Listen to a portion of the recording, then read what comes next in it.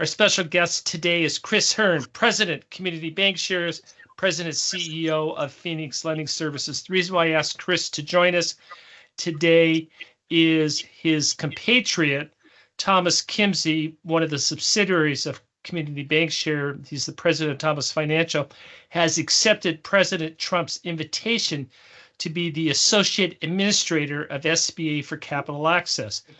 I know Thomas is not yet in a position to talk about that, but you know him well. I know him well. And I wanted you to talk about Thomas as a person to let everyone have a feel for who he is if they don't know him, and then obviously the impact of the program. Chris, thank you very much. Tell us about Thomas Kimsey. Thanks for having me, Bob. Thomas is a good friend. I spoke to him last night. I hope to try and help him with various things to try and improve the agency. I know he's very passionate about trying to get SBA back to doing a lot of the right things and a lot less of the wrong things. I think there's a lot of room for improvement, and I think he's going to be a great advocate for small businesses. He's gonna be a change agent, which is great. But yeah, Thomas as a person, I mean, I've probably known Thomas a couple decades. He's mostly been in the USDA space, but he's also done plenty in the SBA world. He's just, Bob, I'd say he's your stereotypical Southern gentleman. He's from Georgia. You know what? Thank you. That is an excellent description. Low key, right. Very well mannered. Yes. When you talk to him, you have his full attention. Right. But Southern gentleman, no airs, no bling. Right. There's no arrogance in him, which unfortunately we've had some of that in the past in this position. I mean, he's a straight shooter. What you see is what you get, and I think that's really important in Washington. You don't always see people like that in Washington. So and he's a good friend with what's hopefully the incoming administrator, Kelly Loeffler. Right. So both have been in Georgia. Thomas is from Georgia. She obviously was the former U.S. Senator from Georgia, although ironically she's from downstate Illinois, just like me. I did not know that. That's right. I did not. Yeah. You're right. Yeah. You're right. I think our high schools even played each other occasionally, interestingly enough. So yeah, but no, that's how I'd characterize Thomas, Bob. I mean, great description. He's a good credit guy. He understands the programs. I think he understands some of the common sense changes that need to be made. And I just think, and he's also, he's done originations for years. And frankly, this position that he'll be in, I mean, there is an understanding between USDA and SBA to work better together hand in hand. And I think he's exactly the right person to bridge that. So, Chris, tell me what the Associate Administrator for Capital Access does. A, who does he report to? And B, who reports to him? Well, a number of folks report to him. So the head of SBA 7A reports to him. The head of SBA 504 reports to him. I believe some of the other groups within SBA, anything that deals with capital access from a debt capital standpoint, he reports up through the number 2, which is going to be Bill Briggs, and then obviously directly to hopefully Administrator Loeffler. Yeah.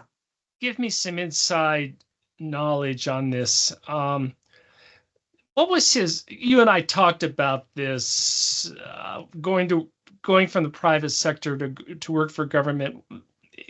Tell me what you can to what extent that's appropriate, his thought process and his motivation for doing this job for, as you said, he's taking a leave of absence from your company and doing this job for a number of years. He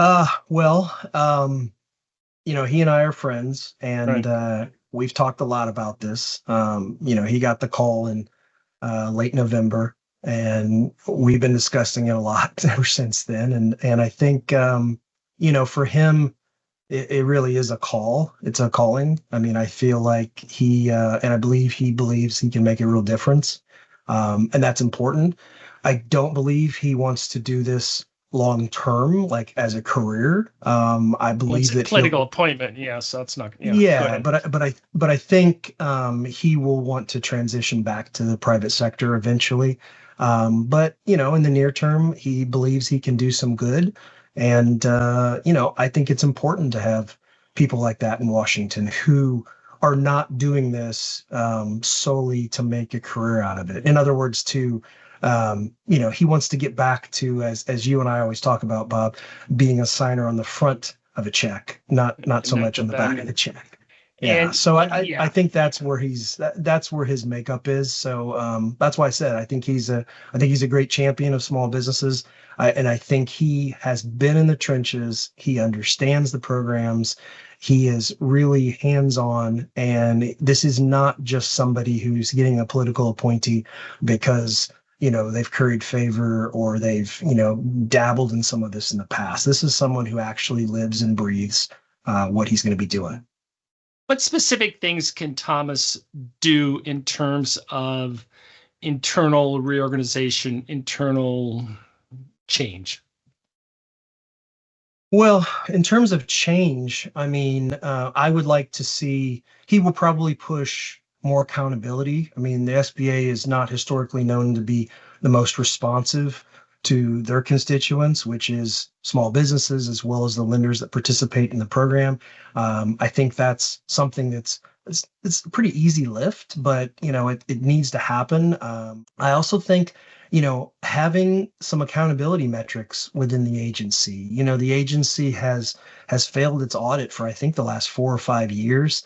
And as a department within the government, the federal government that actually has business in its name, it ought to operate more like a business, frankly. And there's a number of things that can happen that Thomas can be a big advocate for. I mean, the 7A cap, let's face it, that hasn't been indexed for inflation since 2012. And if it were, by my calculations, it would be 7.9 million already. So, I'd like to see it move to 10 million, but, if it can only move to say 8, we'd accept that.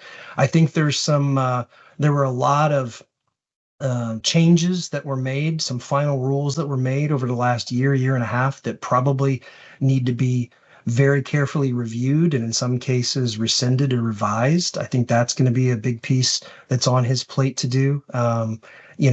If you look back to our comments about PPP, I mean, if you look at some of the fraud in the other programs where SBA was the direct lender, I think it points to a opportunity perhaps for the agency to maybe privatize some of the things that they do, and maybe get out of direct lending because they didn't do it very well for whatever reason. And I think the private sector could probably help them with that. I'd like to see, 504, the second lien piece, the SBA bond piece. I'd like to see that increased as well. It's been at 5 or 5.5 for a very long time, and it needs to increase. There's a lot of, I can get in the weeds, Bob. There's a lot of little common sense things, granular things that can make a big difference that I know Thomas is going to be focused on. That will, like getting back to how we had the franchise rules years ago. I mean, for all intents and purposes, lenders are on their own determining franchise eligibility right now. It was extremely helpful for decades where SBA could actually give some guidance, and we don't have guidance right now.